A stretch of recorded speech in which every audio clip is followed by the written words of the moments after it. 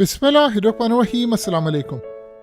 आज north Korea की जानिब से जो सरप्राइज आया है वो इतना भयानक सरप्राइज है अमेरिका के लिए, साउथ कोरिया के लिए, जापान के लिए, लेकिन सबसे बढ़कर इजराइल के लिए, क्योंकि इस सरप्राइज ने जो चीखें निकाली हैं इनकी आप उसका अंदाज़ा नहीं लगा सकते। क्योंकि असल खेल अब ये शुरू हुआ है। एग्जैक्टली यही मिसाइल, यही तमाम चीज़ें आपको यमन के पास नज़र आएंगी और रूस ने उसमें क्या खेल किया है ये ज़रा समझे। हुआ ये है कि आज नॉर्थ कोरिया ने हाइपरसोनिक IRBM, ये असल में इंटरमीडिएट रेंज बैलिस्टिक मिसाइल है, इसका टेस्ट किया है। लेकिन जो सबसे ज़्यादा हैरान कुन सूरत हाल है ये असल में हाइपरसोनिक ग्लाइड व्हीकल के साथ है और सबसे बढ़कर आवाज़ की रफ्तार से 12 गुना ज़्यादा है। अब ये जो ख़ास तौर पर इस मिसाइल का और इसका वेज और इसकी जो शेप है हाइपरसोनिक ग्लाइड व्हीकल, इन्होंने किया क्या है, तकरीबन 1500 किलोमीटर तक को इसको टेस्ट किया है।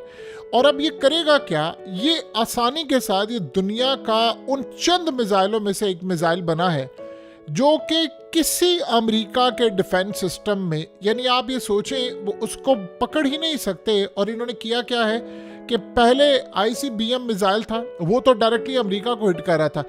ये वो मिसाइल है जो रीजन के अंदर ये जहां चाहेंगे अमेरिका के मिलिट्री बेसिस को हिट कर देंगे, गुआम को हिट कर सकते हैं, ये जापान को, साउथ कोरिया को, किसी भी चीज़ को हिट कर सकते हैं। अब ये जो बेसिकली मिसाइल है ये अमेरिका के पास स्पेस बेस्ड सेंसर होता था, उससे डिटेक्ट होता है, लेकिन ये मिसाइल डिटेक्ट नहीं हो सकता, ना ही इसका पता चलेगा। ये करेगा क्या, ये आपको देखिए, आम रूटीन में जो मिसाइल होते हैं बैलिस्टिक मिसाइल, वो सीधा एक रेंज में आते हैं, आप उसको पकड़ते हैं कि इसका टारगेट ये है।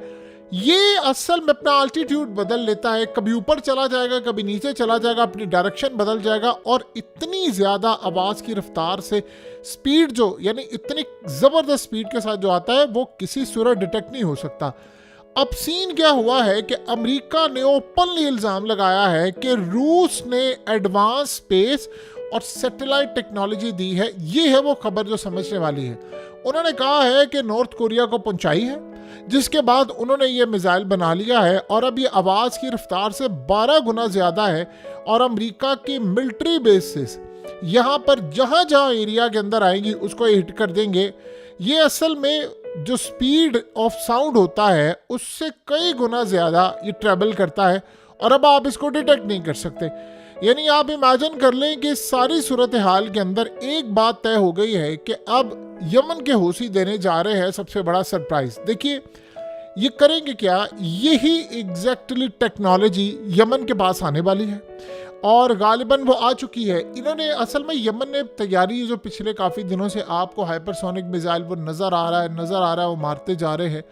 रिसेंटली आपको पता चला है कि ईरान और रूस के दरमियान एक बहुत बड़ा एग्रीमेंट होने वाला है अगले चंद दिनों में। पहले भी हुए, लेकिन ये एग्रीमेंट जो होने वाला है उसमें ये एडवांस टेक्नोलॉजी और ये तमाम तर जो मिसाइल हैं, देखिए पहले तो देता था ईरान, अब ये मिसाइल मिलेंगे यमन को। और एग्जैक्टली जो समझ रहे नॉर्थ कोरिया की टेक्नोलॉजी इस्तेमाल हुई है, यही तमाम की तमाम सूरत हाल, यानी आप समझ लें कि यमन के पास होगी और यमन आसानी के साथ, बिल्कुल आसानी के साथ इसको टारगेट करेगा इजराइल को। अब ये जो हाइपरसोनिक ग्लाइड व्हीकल HGV इसको कहते हैं, ये रुक ही नहीं सकता, ना इसको थर्ड रोक सकता है ना कुछ, यानी ये मैनूवर कर लेता है। अब आधी रास्ते में इसकी फ्लाइट होती है तो ये मैनूवर कर लेता है।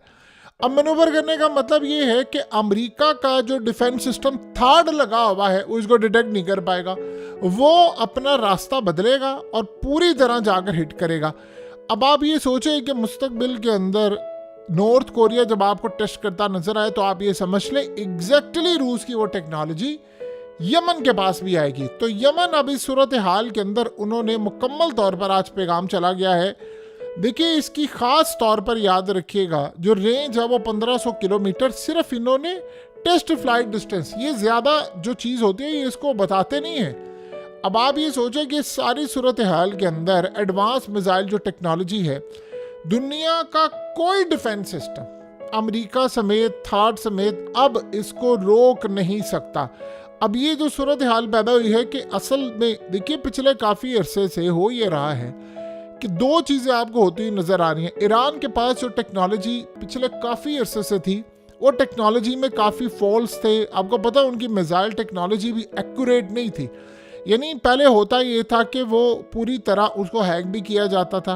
आपको याद होगा कि कासिम सुलेमानी के बाद वो जो फ्लाइट इन्होंने हिट की थी, वो भी ये काम हुआ था। और दूसरा, इनका जो रास्ता है वो बिल्कुल डिफरेंट था। अब ये असल में उनकी टेक्नोलॉजी इंप्रूव हुई पिछले 5 साल में। रूस ने इन्वेस्ट किया, पैसा भी, टेक्नोलॉजी भी, तमाम चीज़ें भी। उसके बाद चाइना ने इनकी मदद की और इनकी टेक्नोलॉजी बला बन चुकी है।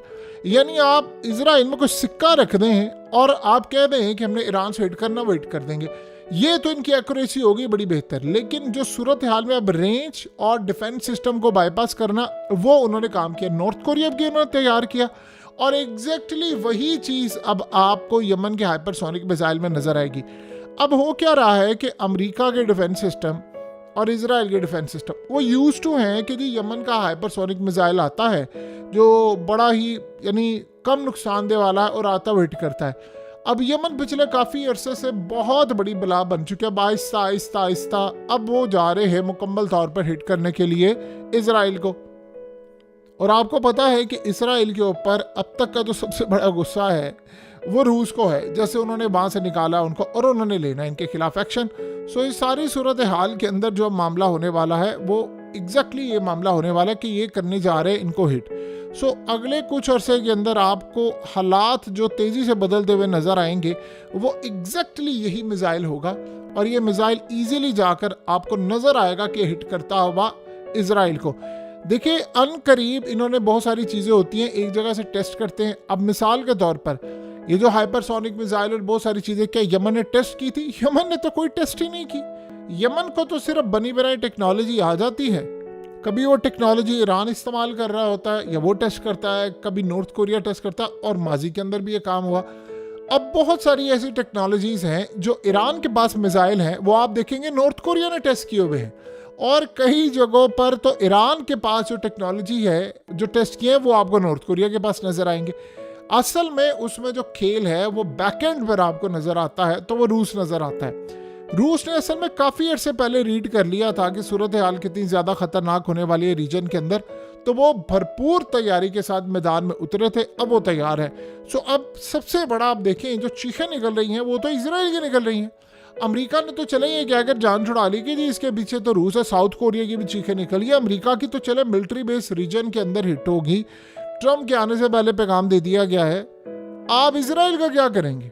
इजराइल के पास तो देखिए इस वक्त अगर थार्ड है, और ये जो खास तौर पर मिसाइल है ये थार्ड को बीट कर देगा। थार्ड इसके आगे कुछ भी नहीं है, वो रोक ही नहीं पाएगा इसको। डिटेक्ट करना, जो सैटेलाइट सेंसर से डिटेक्ट करना, वो तो बड़ी दूर की बात है। और इसकी जो रेंज होगी वो सिर्फ चंद मिनट्स होगी कि वो हिट करेंगे। दूसरा, अमेरिका की जो मिलिट्री बेसिस है ग्वाम और दीगर जगहों पर, वो भी रीजन के अंदर अब निशाने पर आ गए हैं। देखिए होता क्या है, निशाने पर होना एक अलग चीज़ है। अब जो टेक्नोलॉजी आ रही है वो ये है कि वो ज़्यादा फोकस ये किया जा रहा है कि डिफेंस सिस्टम को बीट कर दें। आपने डिफेंस सिस्टम बीट किया तो आप किसी भी तरह हिट कर सकते हैं। अब यमन अगर लेट से यही मिसाइल हिट करेगा, और ये बात आप ज़हन में रखिएगा, नॉर्थ कोरिया का टेस्ट करना यमन का टेस्ट करना है, क्योंकि अब चीज़ें बदल रही हैं बड़ी तेज़ी के साथ। नॉर्थ कोरिया और इन चीज़ों के मामले में आप ज़रा समझ लें, एक टाइम ये था, अफगानिस्तान की जंग जब यानी ख़त्म हुई तो उस वक्त रूस का प्लान ये था और चाइना का प्लान ये था कि हम अफगानिस्तान को मुकम्मल तौर पर ताकतवर बनाएंगे। और ये सारा कुछ जो आपको नज़र आ रहा है, यमन इस वक्त टेक्नोलॉजी हासिल कर रहा है, ये प्लान उनका ये बना था कि वो सारे का सारा इस वक्त आपको नज़र आएगा अफगानिस्तान में। लेकिन अफगानिस्तान लैंडलॉक है और बहुत सारी ऐसी टेक्नोलॉजी होती हैं जो जाहिर सी बात है उनके पास लैंडलॉक का मतलब है कि समंदर नहीं है। तो जो भी वो हिट करेंगे, जो भी कुछ हिट करना पड़ेगा, वो किसी ना किसी की एयर स्पेस से जाएगा या उससे ऊपर होके जाएगा। सो इस सूरत हाल में यमन का एक सरप्राइज मिला। अब यमन मैदान में उतरा हुआ है। यमन के बाद जो टेक्नोलॉजी आएगी वो आपको नज़र आएगा, ना वो टेस्ट करेंगे ना कोई ऐसी सूरत हाल। ये जब इजराइल में जाकर हिट करेगी या ये अमेरिका के किसी भी एयरक्राफ्ट कैरियर को हिट करेगी, तो आप अंदाज़ा कर लेंगे कि वहाँ पर क्या रहेगा। जैसे कल उन्होंने हिट किया है तकरीबन $20 अरब के, यानी जो ख़ास तौर पर एयरक्राफ्ट कैरियर है जहाँ पर हज़ारों के हिसाब से उनके फ़ौजी होते हैं, सेलर्स होते हैं, बड़ी तादाद के अंदर उनके पास चीज़ें हैं। उनके जेट्स हैं, उनकी बहुत सारी टेक्नोलॉजी और चीज़ें सब कुछ पूरे रीजन के अंदर होती है। तो आप ये सोचो, उसको जाकर उन्होंने कल 2 विंग मिसाइल मारे, 4 ड्रोन्स मारे और उन्होंने क्या डायरेक्टली हिट किया। और उससे भी बढ़कर उन्होंने कहा ये हमला करने के लिए आ रहे थे यमन के ऊपर, तो यमन पर हमला करने के लिए आ रहे थे तो हमने डायरेक्टली हिट कर दिया, हमने वो हमला ही नाकाम बना दिया। तो अमेरिका इस वक्त शदीद पैनिक मोड में है और अमेरिका के साथ साथ एक और भी कंट्री इजराइल, उसको भी गुस्सा है। तो इसीलिए वो तेज़ी से चाह रहे हैं कि कुछ यमन का किया जाए। यमन का फिलहाल कुछ होता हुआ इनसे नज़र नहीं आ रहा।